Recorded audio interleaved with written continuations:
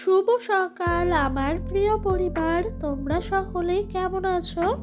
আশা করছি যে যেখান থেকে আমার ব্লগটা দেখছো সকলে ভালো আছো। তোমাদের আশীর্বাদ ও ভালোবাসা সাথে নিয়ে আজকের ব্লগটা শুরু করলাম। এখন বাজে ঘড়ির কাঁটায় ঠিক সকাল 11টা মতো। আজকে না অনেক বেলা হয়ে গেল জানো ব্লগটা শুরু করতে। তো ওই দিক দিয়ে দেখেছো এক বালতি জল নিয়ে গেলাম একেবারে মাঠের কাছে রোদে দিতে। আর ওই দিক দিয়ে ডোডোর পাপাও কিন্তু সাইকেলে করে চলে আসলো বাজার থেকে। তো আজকে ও বাজার থেকে কি নিয়ে এসছে জানো? নিয়ে এসছে মাছ, 100 মতো কাটা মাছ। আর ওই মাছটা না মানে আরেকটা মাছ নেওয়া হয়েছে, বাড়িতে একজন এসেছিল ওনার কাছ থেকে, কিন্তু ওই মাছ ডোডো খেতে পারে না, প্লাস আমিও না ওই মাছ একটুও পছন্দ করি না। সেই কারণেই কিন্তু ডোডোর পাপা আমার জন্য আর ডোডোর জন্য কিছুটা মাছ বাজার থেকে কিনে নিয়ে এসছে। তাই ওই মাছগুলো একেবারে ধুয়ে নিচ্ছি, তার সাথে জানো তো চায়ের বাসনটাও ধুয়ে নেবো। দেখেছো আজকে কত বেলা হয়ে গেছে চায়ের বাসন ধুতে। এক একদিন এমন এক একটা ব্যতিক্রম হয়ে যায় এক একটা খারাপ কারণের জন্য, মানে কি বলবো, সংসারে সমস্ত কাজ বেলাতে হাত দিতে হয়। সেই কারণটা কিন্তু আমাদের নিজেদেরই থাকে। তো আর কি, এইদিকে চায়ের বাসনগুলো ধুচ্ছি। আর দেখেছো কত সুন্দর হাওয়া দিচ্ছে, কিন্তু এই হাওয়াটা আমি ভাবছি যদি গরমকালে দিত কতই না ভালো হতো, তাই না বলো? এখনই এত হাওয়া দিচ্ছে, আস্তে আস্তে গরমটাও কিন্তু বেশ ভালোই পড়ে গেছে। আর আমাদের এখানে ওয়েদারটা কিরকম জানো? না শীত না গরম, এই ওয়েদারটা খুব সুন্দর গো। এই সময়টা এত সুন্দর সময়, কি বলবো। বসন্তকাল আমার মনে হয় সারা জীবন বসন্তকাল শরৎকাল এগুলোকে ধরে রেখে দেওয়ার মতো। যখন বর্ষাকাল শীতকাল আসে না তখন খুবই কষ্ট হয়। গ্রীষ্মকালে আবার অতটা হয়ও না, কিন্তু কাজ টাজ করার সময় ভীষণ গরম লাগে, আবার বসে থাকলে অতটাও গরম লাগে না। কেন বলো তো, গ্রাম অঞ্চল না, সেই কারণে।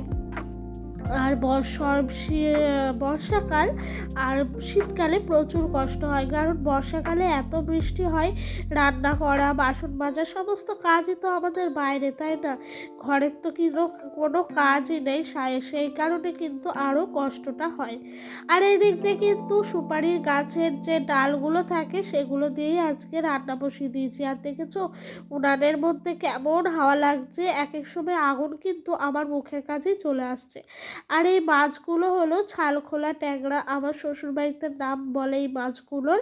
আর আমার বাপের বাড়ির ওই দিকের এই মাছগুলোর নাম হলো রিটে মাছ। তো এই মাছগুলো আমি কখনোই বিয়ের আগে খাইনি, বিয়ের পরে সবই ট্রাই করেছি।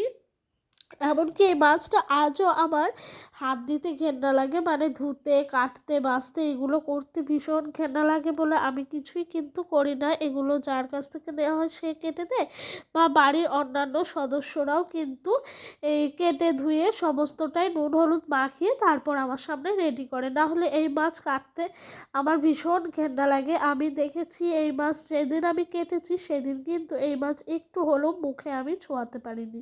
তো অনেক কথাই বললাম। আর এই মাছগুলো এত ফোটে ধারণার বাইরে। তো ফুটে ফুটে জানো তো মানে চারিদিক হয়ে যাচ্ছিল উনুনের। তো চলো মাছটা রান্না করতে করতে তোমাদের সুন্দর সুন্দর কিছু কমেন্টের উত্তর দিই। আর এইদিকে ফাইনালি মাছটা রেডি। আর আমার হাতের এই মাছের তরকারিটা খেতে ডোডোর পাপা ভীষণ ভালোবাসে। এই মাছের তরকারি কি বললাম জানো তো একটু আগে, যে আমি কখনো খাইনি, শ্বশুরবাড়ি এসেই প্রথম খেয়েছিলাম এবং নিজের হাতে রান্না করেছিলাম। তো এই মাছটা খেতে না আমার শ্বশুরবাড়ির সবাই আমার হাতে ভীষণ পছন্দ করে, স্পেশালি আমার বরমশাই। রান্নাবান্না শেষ, তারপরে কিন্তু উনানটা একটু সুন্দর করে মাটি আর তোমার গোবর দিয়ে লেপে নিচ্ছিলাম। তো বন্ধুরা চলো উনানটা লেপতে লেপতে কিছু সুন্দর সুন্দর কমেন্টের উত্তর দিয়ে দিই। রূপা দিদিভাই বলেছে, আমিও এই কোয়েশ্চেনের অ্যান্সার কখনো খুঁজে পাইনি, আর প্রতিবাদ এর টাইমে আমরা অপবিত্র হই, তবে চিলড্রেনরা আমাদের পেটের মধ্যে 9 মান্থ ওই ব্লাড দিয়েই তৈরি হয়, তাহলে বেবিরা কি করে পবিত্র হয়? তো দিদিভাই সত্যি আমারও কাছে সেই একই কথা, যে আমরা যদি এই সময়টা অপবিত্র হই অশুচি হই তাহলে প্রত্যেকটা মানুষই তো পৃথিবীতে আসার সাথে সাথে তারা অশুচি হয়ে জন্মায়। তো অনেক কথাই হলো, তো কথা বলতে বলতে এদিক দিয়ে উনানটা কিন্তু আমার সুন্দর করে ল্যাপা পোচা হয়ে গেছে, এরই মধ্যে সংসারের সমস্ত কাজ শেষ হয়ে গেছে। তো তারপরে দেখি গাছ থেকে কত পাতা ঝরে পড়ে রয়েছে। এখন যে বসন্তকাল, বসন্তকালে এই রকমই তো গাছ থেকে পাতা ঝরে যায়, আবার নতুন পাতা জন্মায়। তো এই ভাবলাম এই দিকটা পুরোটা ঝাড়ঝুট দিয়ে পুরো উঠোনটা একেবারে পরিষ্কার পরিচ্ছন্ন করে ঝাঁট দিয়ে স্নান করতে যাব। আর জানো তো, এই পাতাগুলো যদি থেকে যেত না, কাল সকালে আমার ঝাঁট দিতে প্রচুর কষ্ট হতো। তখন মনে হতো ঝাঁট দেবো না ছেড়ে দে মা, কেঁদে বাঁচি, এরকম একটা অবস্থায় পরিণত হতো। তাই জানো তো, সুন্দর করে সমস্তটা ঝাঁট দিয়ে দিলাম। এরই মধ্যে ডোডোকে না আজকে ওর পাপা স্নান করিয়েছে, প্লাস ওর পাপাই ঘুম পাড়িয়েছে, তার জন্য কিন্তু বাড়তি কাজ করার অনেকটাই টাইম আমি পেয়ে গেলাম হাতে।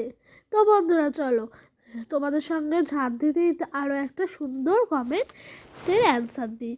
তো মানসী রয় বনু আমাকে বলেছ, দিদি এসব কথা কুসংস্কার, তুমি ভাত রান্না করতে পারবে না কিন্তু চাল ধুতে পারবে, এগুলো যত ফালতু নিয়ম। তো সত্যি কথা বলতে একদমই গো, এইসব নিয়ম আমারও মনে হয় এগুলো নিজেদের মধ্যে মানুষেরই তৈরি করা কোনো নিয়ম। কোথাও তো এসব নিয়মের কথা উল্লেখ করে লেখা নাই। এসব মানুষের নিজের মতো করে নিজে মন গড়ে এক একটা মানুষের ওপরে চাপিয়ে দেয়। তারা ভাবে যে এইগুলো চাপিয়ে দিতে পারলে আমরা মহান ব্যক্তি হব এবং নিজেদেরকে স্বর্গলাভ বলে মনে করব।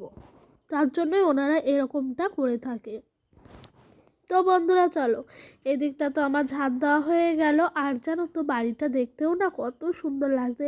অনেকক্ষণ ধরে সকাল থেকে সে দেখেই আসছি, পুরো বাড়িটার মধ্যে পাতায় একেবারে ভর্তি। তারপর আর কি স্নান সারলাম, খেতে এসেছি। তো বললাম না ছাল খোলা মাছ রান্না করেছি, ওই মাছই কিছুটা ছিল। আর এদিক দিয়ে সকালকার একটু লাউয়ের শাক ছিল ওইটা, আর ফুলকপি আলুর তরকারি। তো এই দিয়ে কিন্তু দুপুরের খাবারটা সেরে নিলাম। এরই মধ্যে বাসন মেজে ধুয়ে এসে ঘরের জানলাগুলো সমস্তটা লাগিয়ে দিচ্ছিলাম। তো চলো তোমরা যারা যারা এতক্ষণ ধরে ওয়েট করে আছো আমার সেই কথাটা শোনার জন্য, মানে থাম্বনেল আর টাইটেল দেখে বুঝেই গেছো, চলো আর কিছুক্ষণের মধ্যেই বলছি। তো এদিক দিয়ে ডোডোর ভাইকেও নামিয়ে রাখলাম, বালিশের ওপরে বসিয়ে দিলাম। ডোডো জানো তো এই ডোরেমনটাকে সবসময় ভাই ভাই বলে, আর একটা ছোট্ট চুটকি আছে ওকে বলে বোন।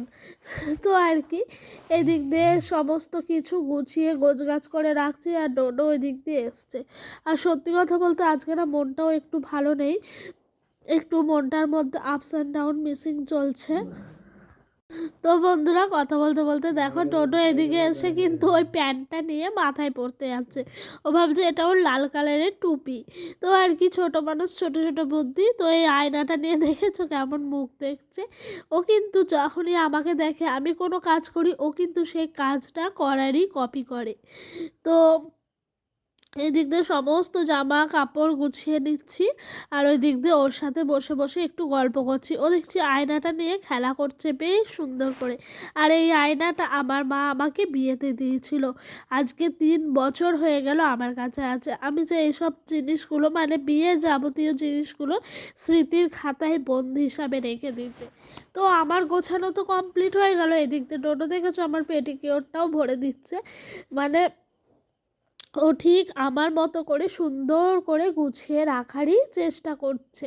তো দেখেছো কেমন করে রাখলো, আর আমার মুখের দিকে তাকিয়ে কিন্তু ঘাড় নেড়ে দিল, মানে হয়ে গেছে, আর একটা ছোট্ট স্মাইল দিয়ে দিল। তার সাথে আমি বললাম আয়নাটা কোথায় রাখবা পাপা, ওনার আয়নাটাও কিন্তু ওরই মধ্যে রেখে দিল। আর পাউডারের কৌটোগুলো নিয়ে পাউডার আছে কিনা দেখছে, তারই সাথে ভেসলিনটা নিয়ে নিল। আর জানো তো বন্ধুরা, এই যে এই দৃশ্যটা দেখছো, এটা কোনো একটা কারণের জন্য খুব মন খারাপ হচ্ছিল, আর সন্ধ্যা থেকে আমি এরকমভাবে নিজে নিজে কাঁদছিলাম। কিন্তু এটা কোনো সংসারে অত্যাচার বা সেরকম কিছুর জন্য না। তোমরা হয়তো ভাবছো যে সংসারে অত্যাচারের জন্য কাঁদছি। তো আমার ছেলে যেন, আমি যখনই কান্না করি এই সময়টা আমার কাছে আসে, আমার বুকে এসে জড়িয়ে ধরে মাম্মাম মাম্মাম বলে, আর আমাকে আদর করে, ভোলানোর চেষ্টা করে। সত্যি কথা বলতে একটা মেয়ের কাছে তার সন্তান যে এরকমভাবে আদর ভালোবাসা দেয়, এটাই কিন্তু সবচেয়ে জীবনের বড় পাওয়া। আর হাতে এই ফোসকাটা দেখছো, এটা না মাছ ভাজতে গিয়ে লেগে গেছে। তো বন্ধুরা চলো আজকের মতো ভিডিওটা এখানেই শেষ করলাম। ভালো লাগলে অবশ্যই লাইক কমেন্ট করো।